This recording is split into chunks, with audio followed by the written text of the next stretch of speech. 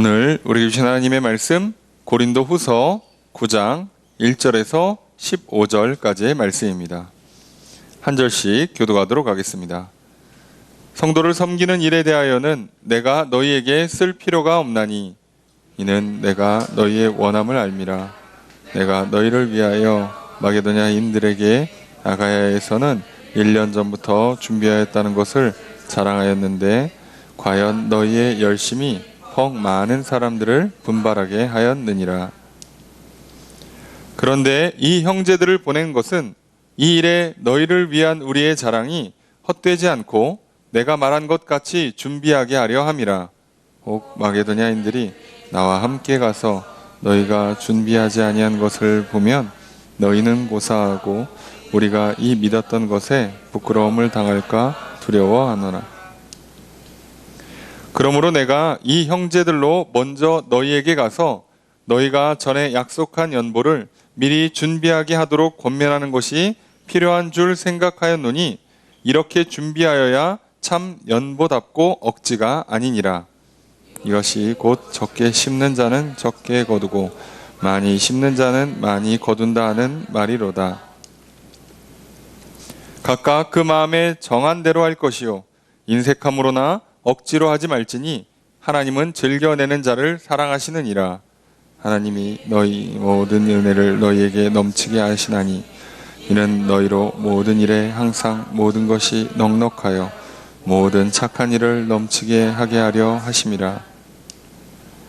기록된 바 그가 흩어 가난한 자들에게 주었으니 그의 의가 영원토록 있느니라 함과 같으니라. 심는 자에게 씨와 먹을 양식을 주시는 이가 너희 심을 것을 주사 풍성하게 하시고 너희 의의 열매를 더하게 하시리니 너희가 모든 일에 넉넉하여 너그럽게 연보를 함은 그들이 우리로 말미암아 하나님께 감사하게 하는 것이라. 이 봉사의 직무가 성도들의 부족한 것을 보충할 뿐 아니라 사람들이 하나님께 드리는 많은 감사로 말미암아 넘쳤느니라. 이 직무로 증거를 삼아 너희가 그리스도의 복음을 진실히 믿고 복종하는 것과 그들과 모든 사람을 섬기는 너희의 후한 연보로 말미암아 하나님께 영광을 돌리고 또 그들이 너희를 위하여 간구하며 하나님이 너희에게 주신 지극한 은혜로 말미암아 너희를 사모하느니라. 함께 읽습니다. 말할 수 없는 그의 은사로 말미암아 하나님께 감사하노라. 아멘. 할렐루야. 거룩한 주일 주님 전에 나와 예배드리시는 성도님들을 주님의 이름으로 환영합니다. 우리 옆에 있는 분들과 사랑의 기절 나누겠습니다. 인사합시다. 사랑합니다. 축복합니다. 이 시간 주 앞에 나와 예배드리시는 성도님들에게 주님의 크신 은혜가 함께 있기를 주의 이름으로 축복합니다. 오늘 말씀은 고린도 후서 9장 1절에서 15절까지의 말씀입니다. 우리가 계속해서 살펴보고 있는 고린도 후서 말씀의 큰 흐름은 바울이 고린도에 가서 교회를 세우고 그리고 이제 다음 지역으로 이제 전도 여행을 이어가고 교회에 이제 생기는 분열과 여러 가지 문제들에 대한 소식을 듣고 맨 처음 답변을 보낸 게 고린도 전서예요.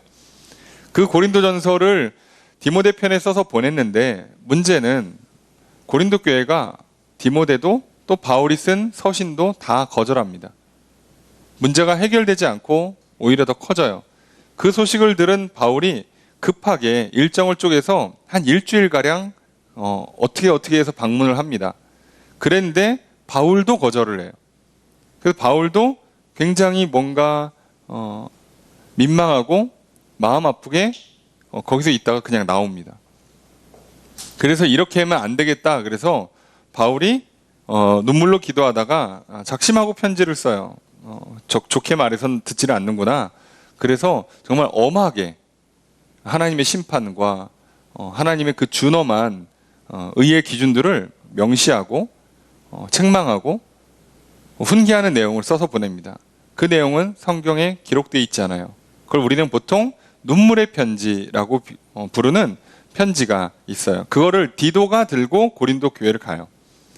그랬는데 다행히도 디도의 사역이 잘 풀려요. 디도의 사역이 잘 풀리는 바람에 바울이 쓴 편지의 내용도 잘 받아들이고, 그래서 교회가 다시 복음을 회복하고, 훼손되었던 복음, 또 예수 그리스도의 가르침이 막 훼손돼서 할례를 받아야 된다는 둥, 여러 가지 잘못된 가르침들을 다 끊어내고 교회 안에 있었던 문제들을 풀기 시작해요. 그러다 보니까 디도가 원래 약속한 시간보다 늦게 옵니다. 오히려 일이 잘 돼서 일어난 현상이죠. 바울은 걱정과 근심이 더 커져요. 그래서 고민을 합니다. 어디로 가야 되나? 더 약속된 장소에서 못 만나고 있으니까 전진을 해야 되는데 오히려 뒤로 돌아갑니다. 디도를 빨리 만나려고. 그렇게 해서 다시 뒤돌아와서 디도를 만나요. 그랬더니 교회가 회복됐다더라라는 소식을 듣는 거죠. 교회 회복의 소식을 들은 바울이 기뻐하면서 이제 계획을 바꿔요. 원래는 자기가 디도가 편지를 들고 간 사역이 잘 되든 잘 안 되든 사실 디도를 만나고 나서 이야기를 듣고 난 다음에 바울이 직접 방문할 계획이었어요. 그래서 그 눈물의 편지에는 또 고린도 전서에도 바울이 곧 재방문할 것을 얘기를 했었어요. 그런데 디도의 이야기를 듣고 보니까 지금 방문할 게 아니라 교회가 조금 스스로 회복하고 자정할 수 있는 시간을 좀 주고, 그러면 자기가 갔을 때 아직 남아있는 문제들 때문에 책망할 일이 오히려 없어져요. 어느 정도 정리가 된 뒤에 가니까. 그래서 차라리 뒤에 가는 게 낫겠다라고 해서 그런 계획에 변경한 내용들을 편지에 쓰고, 그리고 이제 그 편지를 다시 디도 편에 또 보내는데 그게 고린도 후서입니다. 거기에 계획이 좀 변경됐고 내가 직접 안 가고 먼저 디도를 보내. 그러면서 너희들이 앞으로 이런 믿음을, 이런 하나님의 사랑을 더 잘 회복하고 믿음을 잘 지키고 있다가 우리 다시 만나자라고 쓰는 게 고린도 후서거든요. 그런데 우리가 지지난주에 걸쳐서 고린도후서 8장을 통해 살펴본 내용은 바울이 예루살렘 교회를 향한 연보가 멈춘 거에 대해서 다시 시작하자라고 권면을 해요. 그걸 완성하자라고 얘기를 합니다. 그러면서 바울이 디도만 보내는 게 아니라 형제 2명을 같이 보내요. 바울이 이렇게 이 연보를 다시 시작하게 만드는 것과 왜 디도만 가도 되는 거 충분한데 디도 말고 2 형제를 더 보내는가, 우리는 그 내용을 살펴보았어요. 디도를 보내는 건 사실 바울 입장에서는 디도를 추천했는데 역으로 디도가 자원을 했어요. 제가 가겠습니다 라고. 우린 지난 시간에 살펴봤죠. 디도가 한 번 했던 일이 잘 됐기 때문에 자신감이 붙은 게 아니에요. 그 사역은 굉장히 힘든 사역이고요. 먼 거리를 움직여야 되기 때문에 피곤하고 위험한 일입니다. 그럼에도 디도가 그 일을 자원하는 것은 바울이 표현한 것처럼 바울이 고린도 교회를 향해 갖고 있는 간절함과 같은 간절한 마음을 하나님께서 디도에게 심어주셨기 때문이에요. 아주 간단하게 말하면 바울이 고린도 교회를 사랑하는 것처럼 디도도 고린도 교회를 사랑하는 거예요.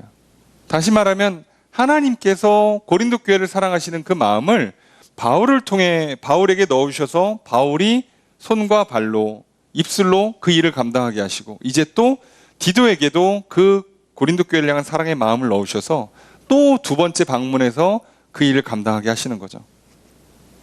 그래서 바울은 그래서 감사해요. 하나님께. 야, 누가 가나 걱정했는데 그래도 자원하는 사람이 있어서 다행이다 라고 하는 게 아니라 하나님께서 디도의 마음에 간절한 마음, 사랑의 마음을 넣어주셨기 때문에 감사하죠. 우리는 이걸 통해서 중요한 걸 알 수 있습니다. 우리가 어떤 생각과 어떤 마음가짐을 갖는지, 그래서 실제로 어떤 말을 하고 행동을 하는지의 본질은 우리 영혼 안에 무엇을 사랑하는가, 무엇을 향한 믿음이 있는가가 핵심이에요. 바울은 그래서 저 사람의 생각이, 마음가짐이 어떤지 그걸 보고 감사하고 기뻐하지 않아요. 저 사람이 어떤 말을 하고 어떤 행동을 했는지를 보고 기뻐하는 게 아니라 그 사람이 그런 말과 행동을 하게 만든 생각과 마음, 그 사람이 그런 생각과 마음을 갖게 만드는 그 사람의 영혼에 있는 믿음과 소망과 사랑을 보는 거죠. 바울은 이 본질을 보는 거예요. 이 본질을 보고 이것은 하나님이 하시는 일이거든요. 우리 영적인 세계는 사람이 어찌할 수가 없는 문제예요. 그래서 이건 하나님이 직접 해주셔야 돼요. 우리 안에 참된 믿음을 넣어주시는 건 하나님이 하는 거예요. 우리가 보통 성경에 믿으라라고 하는 건 어디까지 하는 거냐면 우리의 생각으로, 우리의 마음으로 인정하고 동의하고, 그래 한번 따라가 보자, 그래 뭐 나쁘지 않겠네 정도 하는 믿음을 말하는 거예요.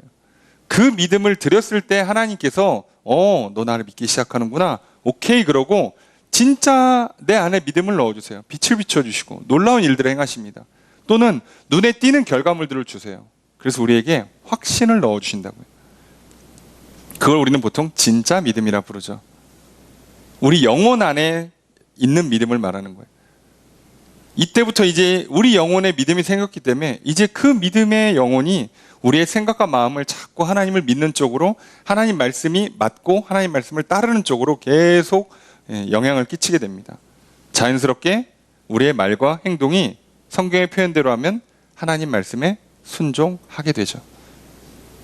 바울은 그걸 보고 기뻐하는 거예요. 하나님께서 나한테만 그런 은혜를 주시고 나한테만 사랑을 베푸는 게 아니라 디도에게도 넣어주시는구나. 그러니 바울은 얼마나 기뻐요. 하나님 살아계시다. 하나님은 사랑이시다. 그리고 하나님께서 고린도 교회를 사랑하신다. 이 모든 게 지금 눈에 보이고 있어요. 그래서 기뻐합니다. 그래서 그냥 기뻐서 아이고 좋다 그러고 일을 막 하는 게 아니라 조심히 일을 처리해요. 디도 하나만 보내도 충분한데도 형제 둘을 보내는 것은 조심하려고, 괜한 오해와 시비를 막기 위해서예요. 돈을 운반하는 게 위험하기도 하지만 이 돈을 모금하는 과정에서 또 전달하는 과정에서 생길 수 있는 모든 오해와 불신들, 그리고 문제들을 사전에 차단하기 위함입니다. 왜 이렇게 조심하니까요? 왜 이렇게 조심하냐면 말 그대로 사랑하기 때문이죠. 자기 마음대로 해놓고 뭐 괜찮아, 에이 그런 거 좀 넘어가죠 라고 하는 건 안타깝게도 사랑은 아니에요. 사랑은요, 하는 쪽에서 항상 손해예요.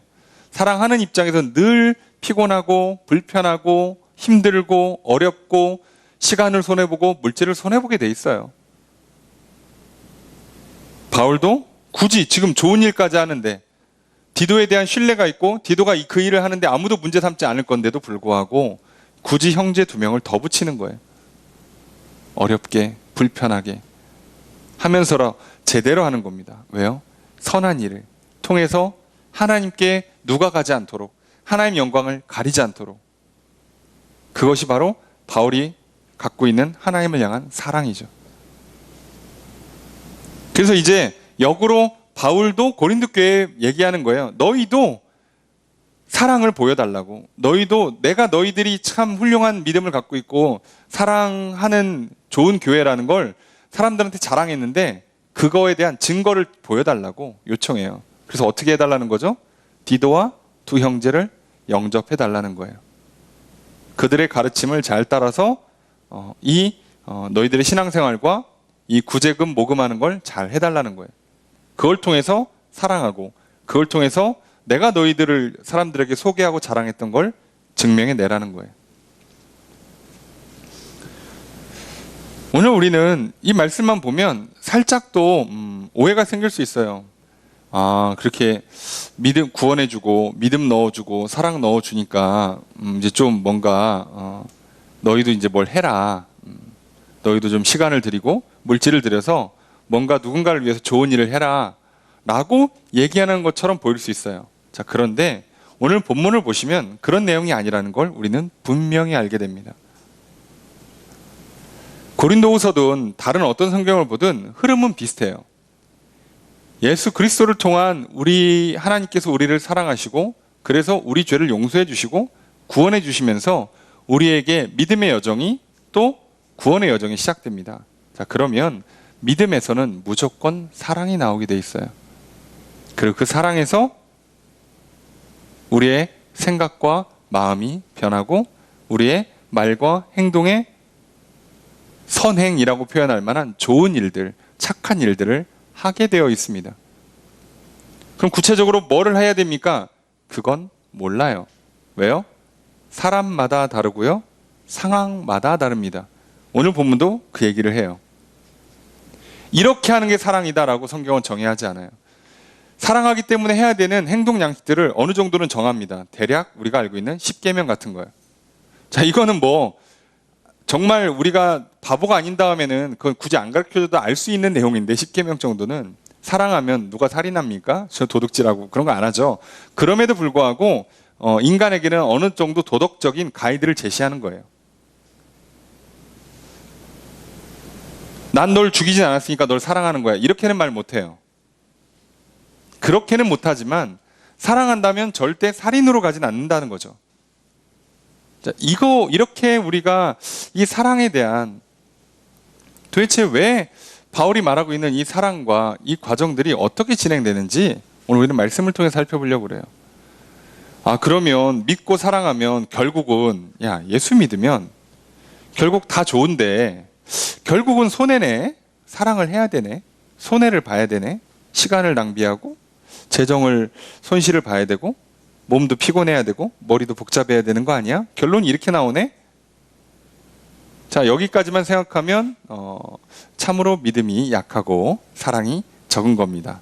쉽게 얘기하면 하나만 모르고 하나만 알고 둘은 모르는 거예요. 오늘 바울은 이것이 왜 좋은 것인지를 설명을 해요. 왜 바울이 자꾸 이 얘기를 할 수밖에 없는지, 왜 고린도 교회에 자꾸 그 사랑의 실천을 강조할 수밖에 없는지, 좋으니까 시키는 거예요. 이게 왜 좋냐? 오늘 본문을 통해 사실 이걸 설명합니다. 전체적인 내용은 좀 본문은 길지만 그래도 우리가 한 절씩 살펴보겠습니다. 먼저 1절에 보면 성도를 섬기는 일에 대하여는 내가 너에게 쓸 필요가 없다. 왜 그러냐면 2절에 있는 것처럼 사실 예루살렘 구제의 그 구제금을 모금하는 건 고린도 교회가 먼저 시작한 일이에요. 놀랍게도. 먼저 시작했다가 중단돼서 지금 아직까지 일이 안 끝난 거지. 다른 교회들은 고린도 교회가 구제 사역을 시작했다는 소식을 듣고 나중에 따라서 시작한 거고, 그리고 그 교회들은 벌써 끝냈어요. 여기는 거짓 교사들이 들어오고 교회의 분열과 갈등이 생기는 바람에 멈춰갖고 아직까지 안 끝난 거고요. 시작은 고린도 교회가 했어요. 그러니까 사실 고린도 교회는 알아요. 예수 그리스도의 복음을 받고 구원의 은혜를 얻고 믿음과 소망과 사랑으로 나아가서 이들이 실제로 했던 일 중에 하나가 뭐냐면 예루살렘 교회에 어렵다는 소식을 듣고 자원해서 구제연금을 모금했어요. 그러니까 이들은 뭔지를 알아요. 하나님을 믿는다는 게 뭔지를 알고 사랑하기 때문에 그들의 생각이, 마음이 어떻게 바뀌고 어떤 행동들을 하는지를 알고 있는 사람들이에요. 이미 경험을 했습니다. 바울은 다시 그걸 쓸 필요가 없어요. 니네 알지? 너희들의 영혼에 믿음이 들어가고 사랑이 들어가면 막 생각이 이렇게 막 바뀌지, 막 마음이 막 쓰이지, 하고 싶어지지, 그래서 막 니들 막 아껴가지고 막 베풀지. 경험해봐서 알잖아. 내가 이거 더 설명 안 해도 알지 라고 하는 거예요.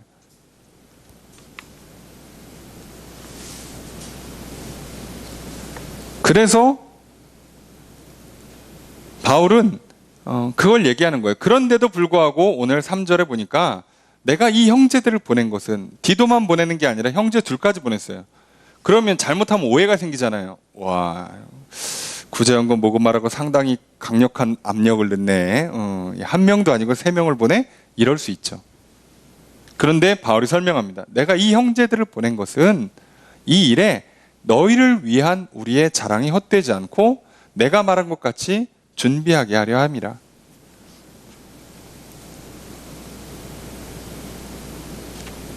그래서 어떻게 해요? 이들이 잘 되게 하는 거예요. 이들은요, 사랑의 마음이 들어와 있기 때문에 예루살렘 교회가 잘 되길 바라는 거예요. 1차적으로는. 또 바울은 고린도 교회가 잘 되길 바라요. 고린도 교회가 그동안 칭찬받고 자랑했던 그 모든 것들이 실제로 이루어져서 괜히 쪽팔림 당하는 일이 없게 만들고 싶은 거예요. 서로가 잘 되게 하고 싶어요. 그래서 잘 돼가기 위해서 어떻게 하는 거예요? 바울은 사람들을 보내주는 거죠. 여러분, 오늘 우리가 고린도 교회는요, 바울이 특별히 가르쳐 주지 않아도 알았어요. 그 영혼 안에 믿음이 들어가고 사랑이 샘솟으면 이렇게 가난한 자들을, 또 어려운 자들을 향해서 기꺼이 헌신할 수 있는 마음이 생기고 실제로 해요.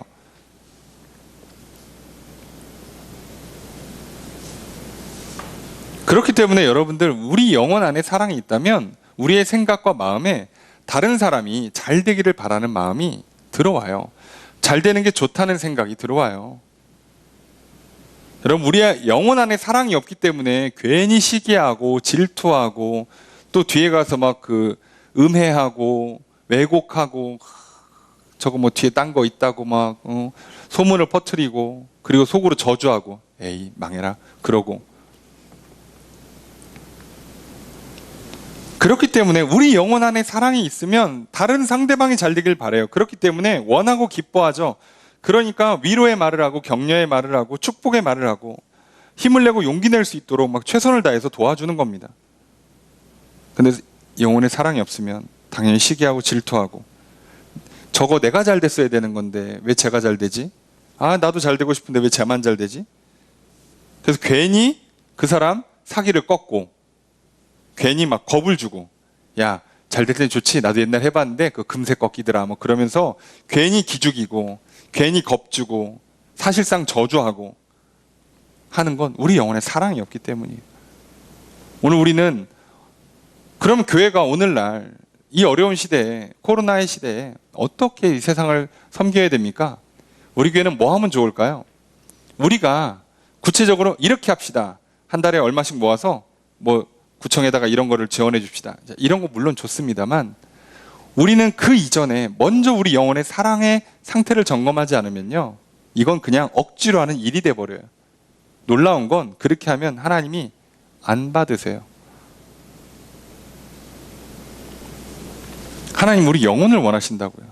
하나님 뭐 물질을 받으시겠습니까? 영적인 존재가 물질을 받아서 뭐 할 거예요? 서로 상관도 없는 존재, 상관도 없는 두 세계가 만날 수 없잖아요. 우리가 밥 먹으면 막 영혼이 크는 거 아니잖아요. 그죠? 이게 안 되는데, 그러니까 이게 상관이 없다고요. 그러니까 항상 우리는 우리 영혼을 살펴야 되는 거죠. 우리 영혼 안에 사랑이 있는가. 그럼 뭐만 보면 돼요? 내 생각이, 내 마음이 상대방을 향한 어떤 생각, 저 사람이 잘 되는 게 맞다, 잘 되길 원한다, 잘 되는 걸 보니 기쁘다, 잘 될 수 있도록 격려해주고 위로해주고 칭찬해주고 그리고 축복해주는가, 기도해주는가. 여러분, 이게 없으면요, 그 사람을 향한 사랑이 적은 거예요. 그럼 뭐부터 해야 된다고요? 말을 고칩니까? 행동을 고쳐요? 습관을 바꿔요? 생각을 고쳐 먹습니까?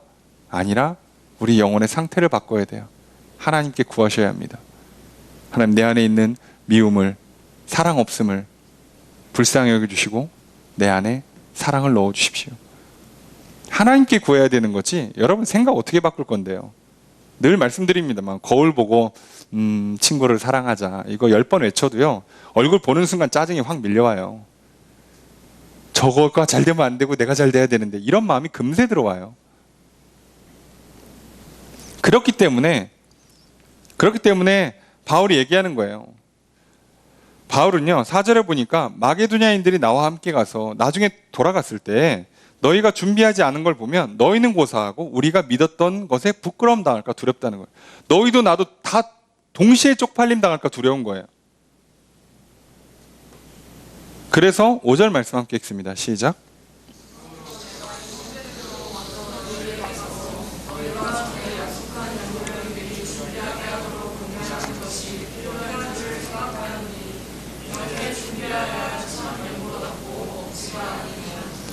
바울은 지금 하나님을 사랑하고 고린도 교회를 사랑하고 그 사랑이 또 고린도 교회에 넘쳐서 고린도 교회가 예루살렘 교회를 사랑하고 이것이 막 풍성해지고 있어요. 이 일들이 잘 일어나길 바라고 서로가 잘 되길 바라는 마음이 넘치고 있어요. 그런데 왜 형제 둘을 더 붙여서 디도까지 총 3명을 보내는가? 이거를 미리 준비하게 만드는 거예요. 바울이 가기 전에 준비해서 매주 얼마씩 모아서 바울이 도착할 때는 딱 모금 기간이 1년, 그럼 1년간 해서 우리로 치면은 뭐 몇백만 원이면 몇백만 원, 몇천만 원이면 몇천만 원 이렇게 딱 모금 끝내고 바울이 도착했을 때 그걸 가지고 같이 예루살렘 교회에 전달하면 되죠. 그럼 지금 바울은요, 잘 보세요. 어떻게 하냐면, 얘들아 사랑해라, 구제하는 거 잘 맞춰라, 알았지? 난 간다? 끝. 이렇게 하지 않는 거예요. 우리는 가끔 착각하는 수가 있어요. 말만 하면 되는 줄로 아는 경우가 있어요. 그렇잖아요. 세상에 어떻게 말만 해서 되는 경우가 있겠냐고요. 실제 일을 할 때는요, 말만 해서 안 돼요. 가서 일해. 그런다고 일이 됩니까? 뭐 일할 수 있는 재료라도 넣어주고 무슨 설계도라도 보여주고 뭘 알려줘야지 일을 하지. 야, 가서 공부해. 최소한 책이라도 사줘야 될 거 아니에요. 최소한 책상 하나는 줘야 되지 않겠냐고요. 야, 사랑해. 그러면 물론 사랑하는 마음이 있으면 어떻게도 해요. 그런데요, 사람이요, 그렇게 막 엄청나게 지혜롭고 똑똑하지가 못하잖아요. 그래서 늘 도와줘야 돼요. 지도가 필요해요. 지혜를 나눠야 되고요. 예?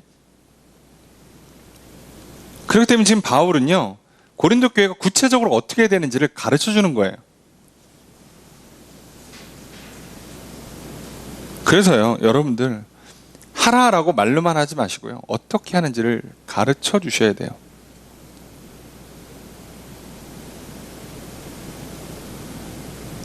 야, 억지로 하지 말고 자원하는 마음으로 해야지. 그거 어떻게 하는 거냐고. 그러니까 가르쳐 줘야죠. 여러분, 사랑을 구현하는 데에는 결국은 말로 하고 몸으로 하고 시간을 들이고 돈을 들이기 때문에요. 이건요, 일종의 어느 정도 방법이 필요해요. 생각과 마음은요, 그냥 말 그대로 생각만 고치면 되고 마음만 고쳐 먹으면 되는데요, 실제로 그 일을 하는 것은요, 노하우가 필요해요. 어떤 경우는 사랑하지만 말을 잘못해서, 일을 잘못해서 그 사랑이 잘 전달되지 않을 때가 많아요. 바울이 왜 조심하는지 말씀드렸죠. 왜 사람을 셋이 보내는가? 모금해도 돼요. 사랑을 구현하고 있잖아요. 얼마나 좋은 일이에요. 그런데요, 이 일을 잘못 진행하면요, 사랑이 전달이 안 돼요. 사랑이 깨지고 오히려 오해가 생겨요. 여러분, 내가 아무리 상대방을 사랑해도요, 내 말투 때문에 사람이 사랑을 못 받을 수가 있어요. 내 행동 양식이 잘못돼 갖고 상대방이 내 사랑을 못 받아요. 그래서 오히려 뭐라고요? 더 불편해하고요. 나는 사랑해서 했는데 상대방 날 미워하는 수도 생겨요. 왜요? 우리는요, 물질을 갖고 물질 세계에 있기 때문에 우리의 말과 행동은, 우리의 시간과 돈은 잘 써야 돼요. 거기에 맞는 방법을 갖고 써야 돼요. 여기에는 당연히 지혜와 지식이 필요해요. 그러니까 이걸 알고 있는 사람이 가르쳐 줘야 돼요. 아, 나는 사랑의 마음으로 했으니까 됐어. 뭐 봐도 안 받으면 말어. 지가 손해지. 여러분, 이건 안타깝게도 사랑이 아니에요. 바울은 단 한 번 그렇게 한 적이 없고요. 성경 어디에도 그렇게 한 적이 없습니다. 예수님도 그 어떤 인물도요, 사랑을 그렇게 구현한 사람은 단 한 명도 없어요. 사랑했으니까 됐지, 뭐 알아들어, 받아 그냥, 옛다, 자, 이렇게 하지 않아요.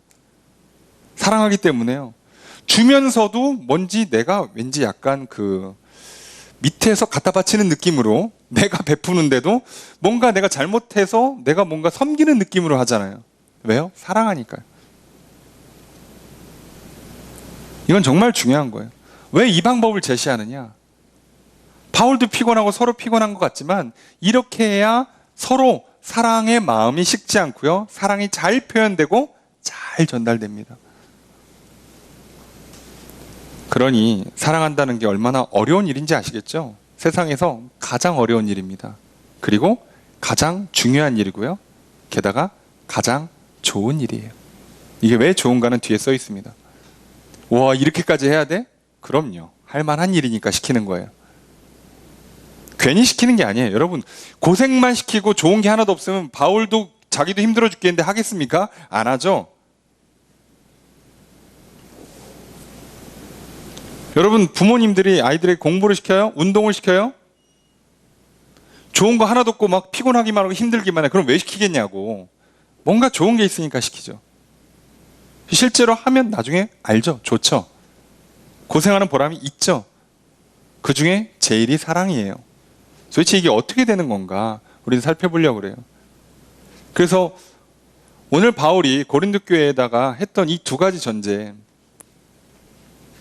사랑을 구현하기 위해선 정말 상대방이 잘 되길 바라는 마음, 그래서 실제로 행동으로 옮기는 것, 사랑은 이렇게 결국은 우리 영혼의 사랑은 우리의 생각과 마음의 변화, 그리고 말과 행동으로 나타나게 돼 있어요. 그러니 당연히 시간과 물질이 그쪽을 향해 쓰이게 돼 있습니다.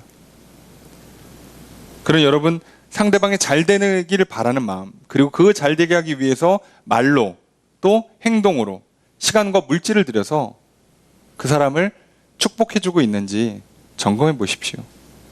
그리고 그렇게 사랑을 하십시오. 또한 말로만 사랑하고 대충 했으니까 사랑했으니까 알아서 되겠지라고 하지 마시고요. 절대 그렇게 되지 않습니다. 제대로 된 방법을 쓰시고 말도 행동 양식도 시간을 쓰는 것도 돈을 쓰는 것도 제대로 하셔야 합니다. 그래서 사랑을 잘 전달하시고 상대방이 그 사랑을 잘 받게 하셔서 그 사랑의 풍성함이 넘치게 하셔야 해요. 바울이 이 얘기를 합니다. 자, 그러면서 이제 이 사랑의 원리, 사랑이라는 표현도 그렇고 이 구제와 헌신의 원리가 어떻게 적용되는가 성경에 근거를 두고 설명을 해줘요. 이게 어떤 원리길래 결국 왜 좋은가 이 얘기를 해야죠. 6절 말씀 읽습니다. 시작.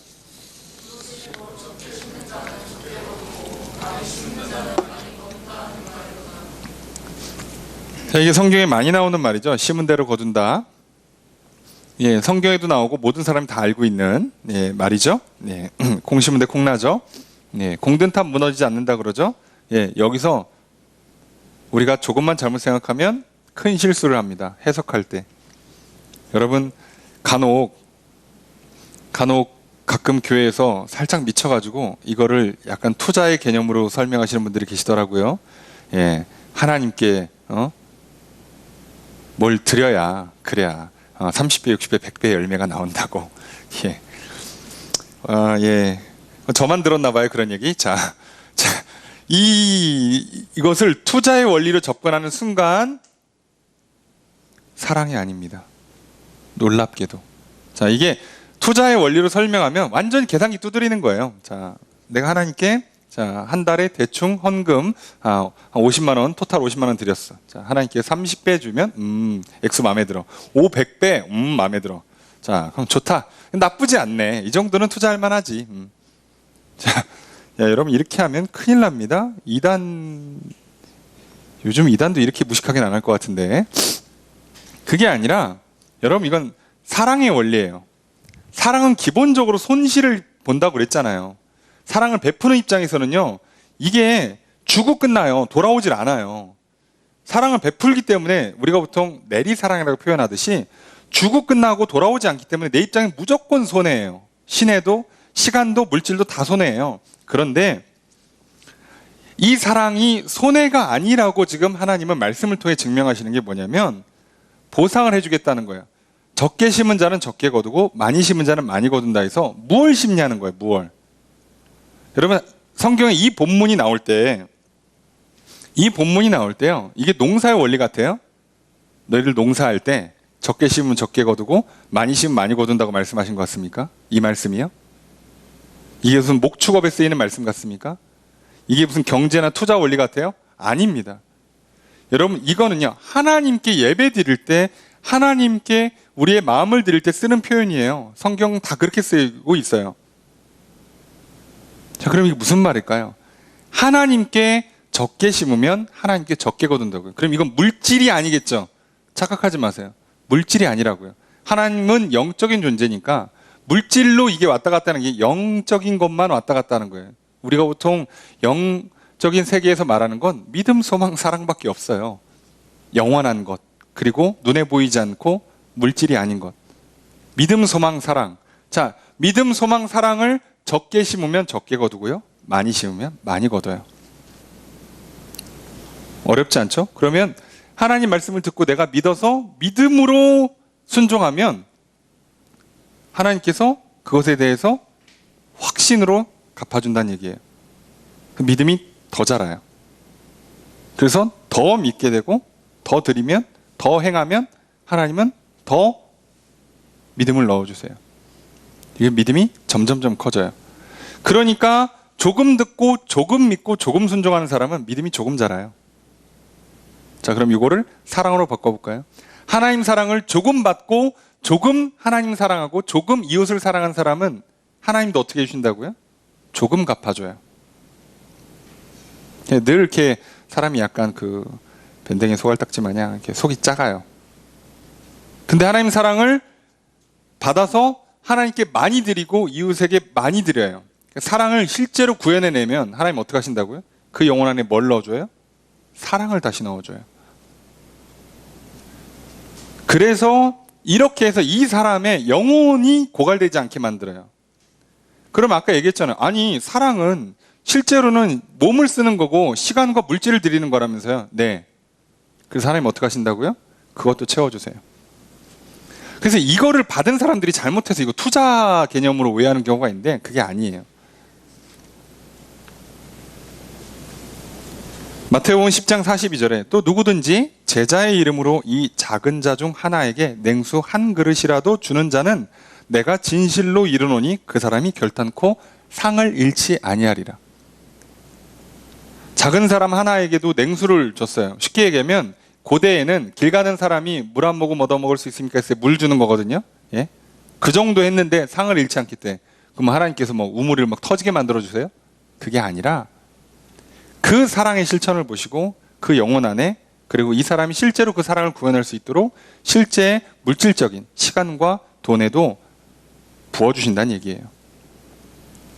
잠언 11장 24절 25절 말씀에 흩어 구제하여도 더욱 부하게 되는 일이 있나니 과도히 아껴도 가난하게 될 뿐이라. 구제를 좋아하는 자는 풍족하여질 것이요 남을 윤택하게 하는 자는 자기도 윤택하여지리라. 이렇게 만드시겠다는 거예요, 하나님께서. 이건 투자가 아니라 보상을 해주겠다는 거예요. 하나님께서 그 영혼에 다시 넣어주시고 그것이 구현될 수 있도록 실제로 해주시겠다는 거예요. 그래서 이 사랑의 원리는, 영적인 세계는 심는 대로 거둬요. 자, 그러니까 여러분 사랑한다고 말씀하시면서 계단기 두드리지 마세요. 투자하고 내가 자식을 사랑하면서 얼마를 썼으니까 이것들이 나중에 결혼하고 돈을 벌면 나한테 용돈을 얼마를 주고 내가 죽을 때까지 얘네들이 용돈을 얼마쯤 주면 비슷한 투자한 거 회수할 수 있겠어. 여러분 절대 그렇게 안 돼요. 예. 자녀가 내가 죽는 그날까지 자녀에게 끝없이 사랑할 수 있는 사랑이 샘솟게 만들어주시는 거고요. 끝없이 사랑할 수 있도록 나에게 건강의 복을, 물질의 복을 주시는 거예요. 게다가 하나님께서는 또 자녀에게 복을 주셔서 나에게 사랑이 돌아오게 하고 자녀를 통해서 시간과 물질을 되갚게 해주시는 거예요. 그러니 풍성해지죠, 인생이. 여러분, 투자하고 수익을 창출하는 게 아니라 사랑을 심어서 사랑을 결실하는 방식이에요. 그러니 여러분, 사랑을 심으십시오. 이게 얼마나 아름다운 결실을 맺는지. 하나님이 이것만큼은, 이 사랑의 농사만큼은 확실한 결실을 약속하셨어요. 두 번째로 원리가 있어요. 자, 7절 말씀 함께 읽겠습니다. 시작.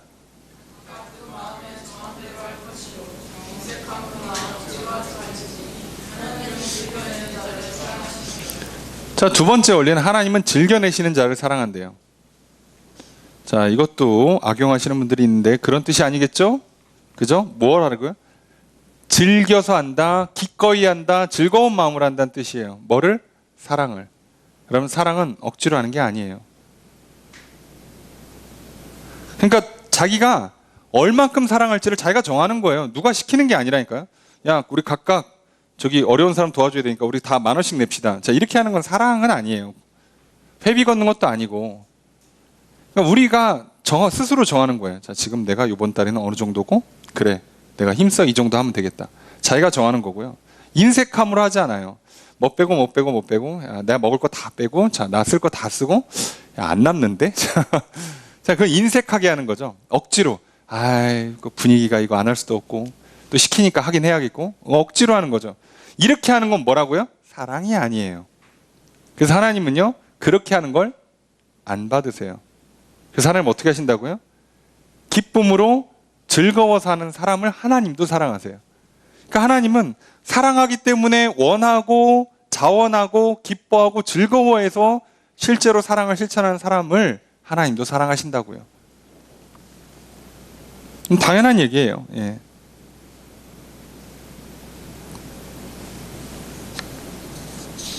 우리는요, 이 사랑을 실천할 때 이 단순히 겉에 보이는 물건이 전부가 아니라는 걸 잘 알고 있어요.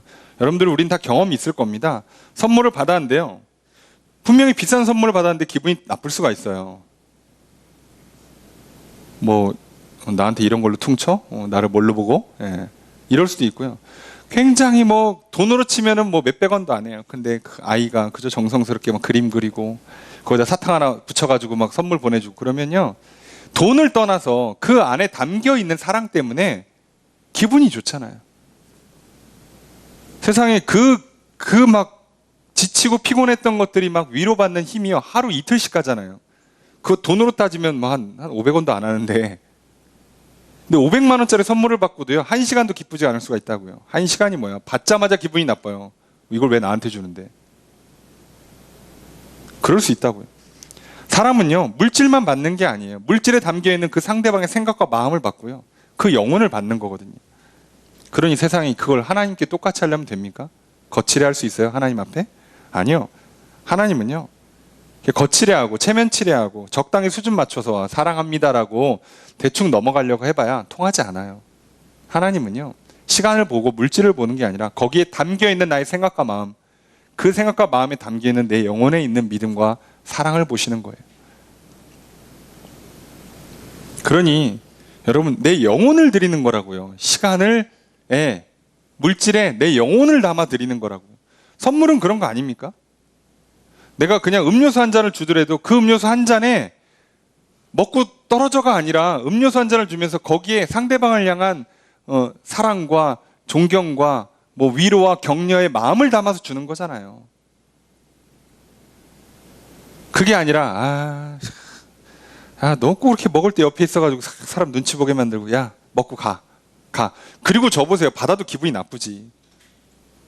다르잖아요.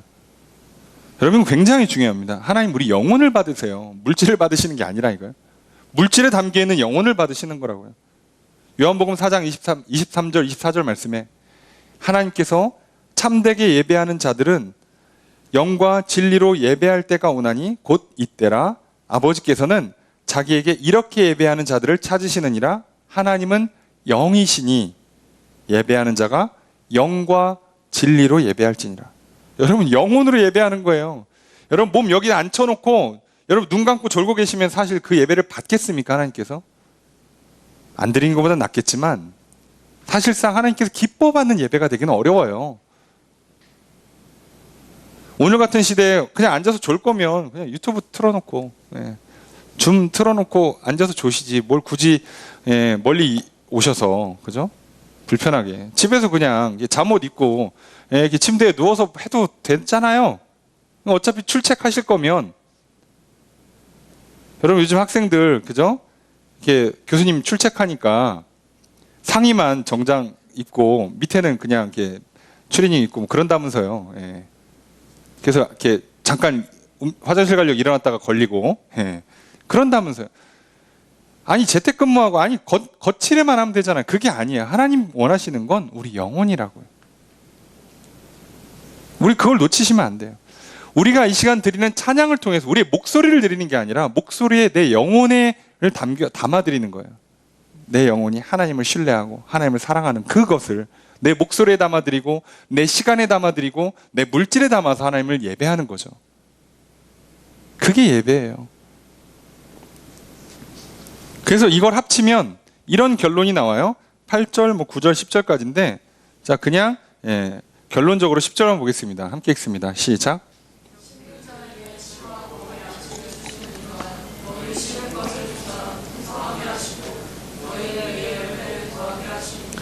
자 8절에 보면 자 하나님이 능히 모든 은혜를 너에게 넘치게 하신다고 돼 있죠. 그 얘기가 10절 말씀이에요. 심는 자에게 씨와 양식을 줘요. 심었어. 그리고 걷었어. 그리고 다시 씨를 심으면 남는 게 없어. 자 그러면 잠깐만 이게 뭐죠? 자 이게 무한으로 쳇바퀴를 줘요. 겨우 먹고 사는 거잖아요. 그죠? 죽지 않고 사는 거죠. 그게 아니라 하나님은 심는 자에게 먹을 양식도 거두게 하시고 다시 심을 수 있는 씨까지 주세요. 그럼 이 사람은 어떻게 돼요? 계속 풍성해져요. 여러분, 우리가요, 사랑이 없이 신앙생활 하잖아요. 종교인으로 살아가시면요, 이렇게 말하긴 뭐하지만 쥐어 짜내셔야 돼요. 경건하고 절제하고 인내하고 참아야 하느니라, 그런 느낌으로 산다고요. 얼마나 힘들어요. 그러다 하나 실수하면 큰일 났구만 이러고 늘 피곤해요. 예. 늘 부족해요. 나 하나 구원하기도 힘들어. 나 하나 천국 가기도 힘들어 죽겠어. 남을 지금 신경 쓸 여력이 없어요.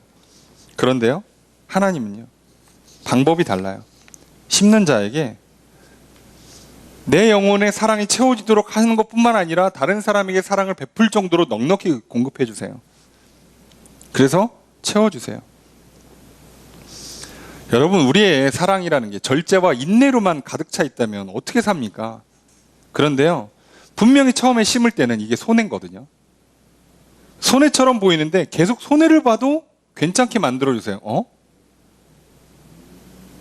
분명히 손해를 보는데 나중에 통장 찍으면 잔고가 남아있는 기적이 연출되는 거죠.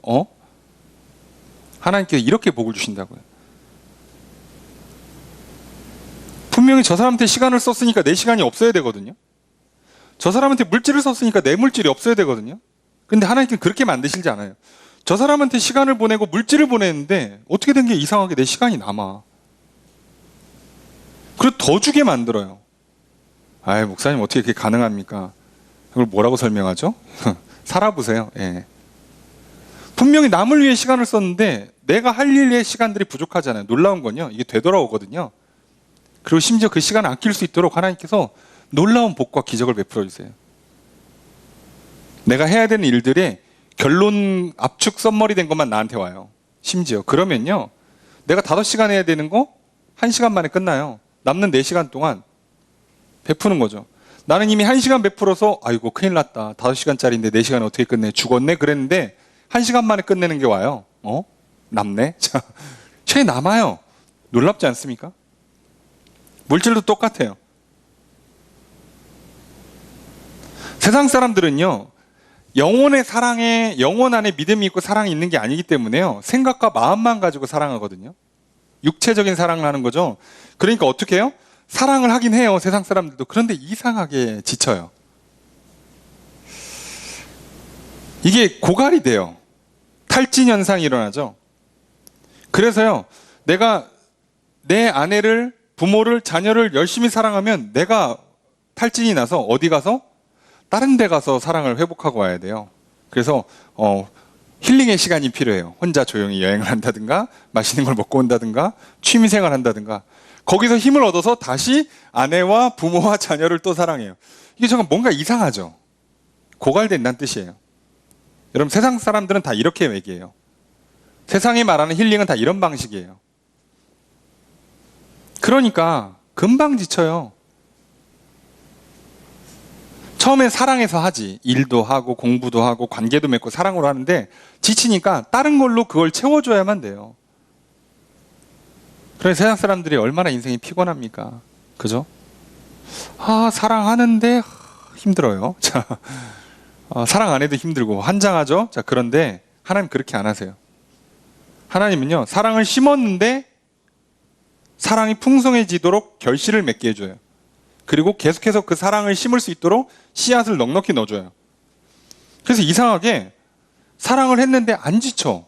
어떻게 된 게 사랑을 했는데 더 받아. 그래서 계속 사랑하게 돼요.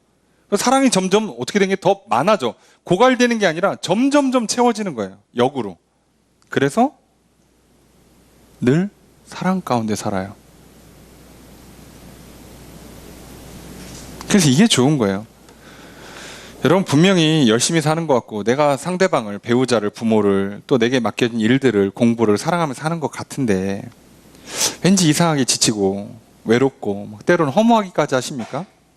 여러분, 그건 지금 세상 방식으로 사랑하셨기 때문이에요. 여러분, 사랑은요, 우리가 시작하는 게 아니라 하나님께 받고 나서 시작하는 거예요. 내 영혼 안에 하나님의 사랑으로 채운 다음에 시작하는 거예요. 요한일서 4장 10절에 사랑은 여기 있나니 우리가 하나님을 사랑한 것이 아니요 하나님이 우리를 사랑하사 우리 죄를 속하기 위하여 화목제물로 그 아들을 보내셨습니다. 예수 그리스도를 통해서 우리에게 사랑이 들어온단 말이에요. 우리 죄를 용서해 주시고 자유케 하시면서 비로소 내 영혼 안에 사랑을 넣어주세요.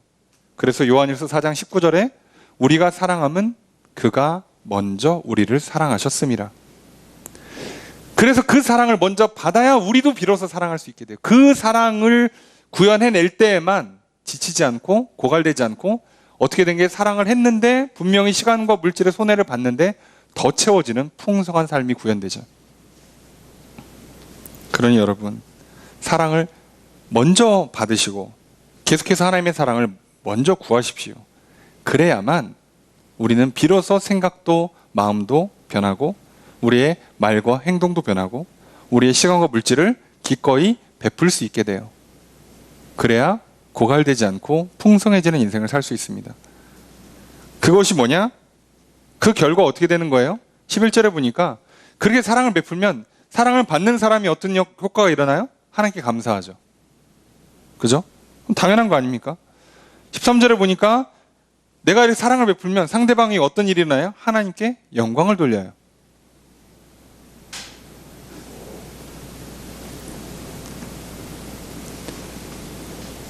이렇게 되기 때문에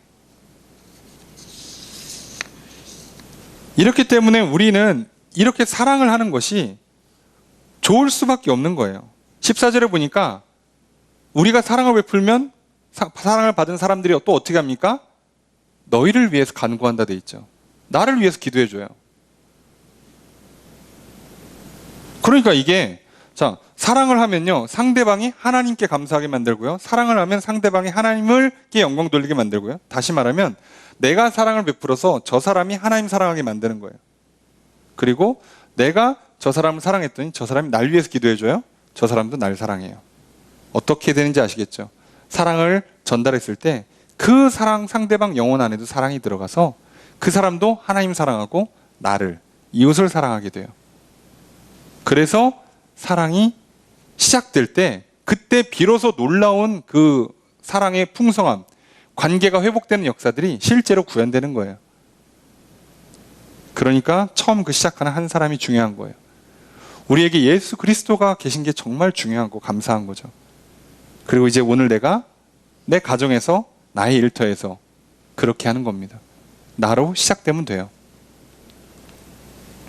그래서 바울은 이렇게 결론을 내리면서 감사하고 끝내죠. 15절 함께 읽습니다. 시작.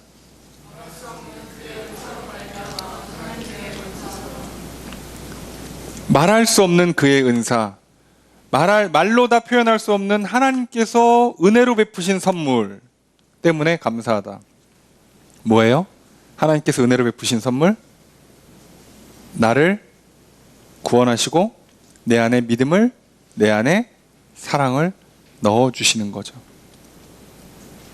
그랬더니 어떤 일이 일어나요? 내가 하나님을 사랑하여 예배하고 계명을 지키고 내가 이웃을 사랑하여 그들의 실제적인 문제, 어려움을 풀기 위해서 내 생각이 저들이 잘 되길 원한다, 저들이 잘 됐으면 좋겠다, 저들이 잘 되도록 이렇게 하자라고 생각과 마음이 바뀌어서 잘 되기를 위해서 기도해주고 축복의 말을 해주고 저들이 잘 될 수 있도록 시간과 물질을 들여서 착한 일, 선한 일을 하죠. 그랬더니 어떤 일이 일어난다고요?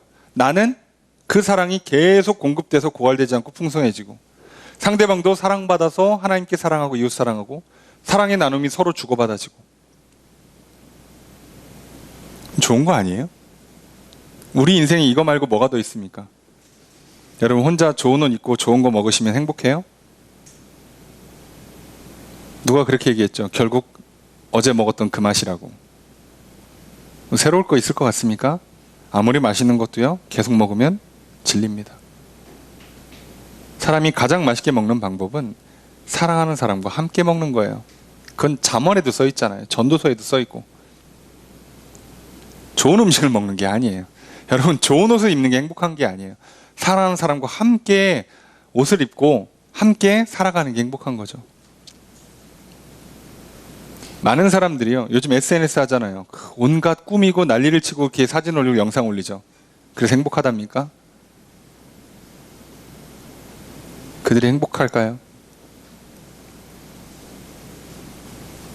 여러분, 행복한 사람들은요, 안타깝게도 대부분 SNS 할 정신이 없어요. 예.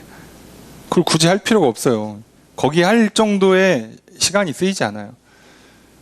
여러분, 이렇게 말하긴 뭐하지만 정말 하나님 사랑하고 이웃 사랑하는 사람들이요, 뭐 과도한 취미생활이나 또는 과도한 다른 우리가 보통 말하면 애완동물이라든가 아니면 다른 취미생활이라든가 기계를 만든다든가 이런 거에 힘을 쏟지 않아요. 왜요? 사랑이 중요하거든. 얘네들은 피드백이 안 오잖아요.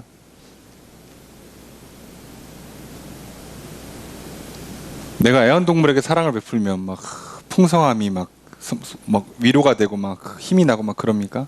예. 내가 살기 위해서 마음 기대는 거예요. 그래서 어떻게 되죠? 시간 지나면 지쳐요. 고갈이 됩니다. 아니면 사람한테 지치고 고갈된 거 괜히 애완동물한테 빼오는 거죠. 그러면 무슨 문제가 생겨요? 애완동물이 지쳐요. 애가 병듭니다. 안타까운 결과가 있죠. 애완동물들이 암으로 죽는답니다. 사람 모시고 사느라 힘들어가지고. 이게 뭐 하는 짓인지 모르겠어요. 그죠? 예. 여러분, 사랑에서 생명이 나오는 거니까요. 착각하지 맙시다. 우리는요, 이 굴레를 우리가 우리 영혼 안에 하나님을 향한 믿음과 사랑이 없이는요, 우리는 행복한 인생, 평안한 인생 구현이 안 돼요.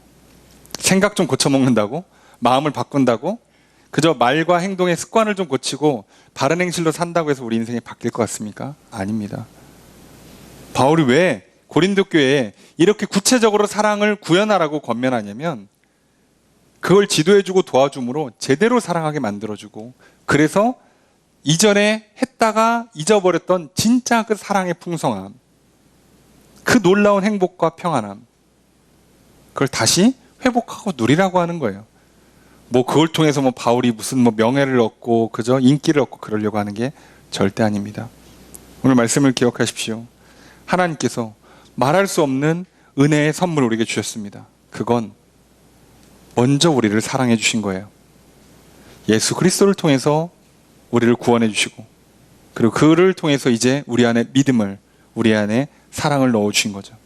우리 영혼 안에 믿음과 사랑을 넣어 주시는 것이 얼마나 큰 은혜인지를 잊지 마십시오. 그리고 이제 그것을 나의 생각과 마음으로, 말과 행동으로 제대로 구현해내기 시작할 때 우리는 놀라운 풍성한 인생을 살아가게 될 것입니다. 바로 그런 삶으로 우리를 이끌어주시는 하나님의 그 크신 은혜가 오늘 우리 가운데 있습니다. 감사하며 살아가시고, 받아 누리며 살아가시고, 계속 구하며 살아가십시오. 그래서 풍성한 삶으로 나아가시는, 그 날마다 넘치도록 말할 수 없을 만큼 그 놀라운 은혜의 선물을 받아 누리며 살아가시는 평안한 인생, 행복한 인생 되시기를 주의 이름으로 축복합니다.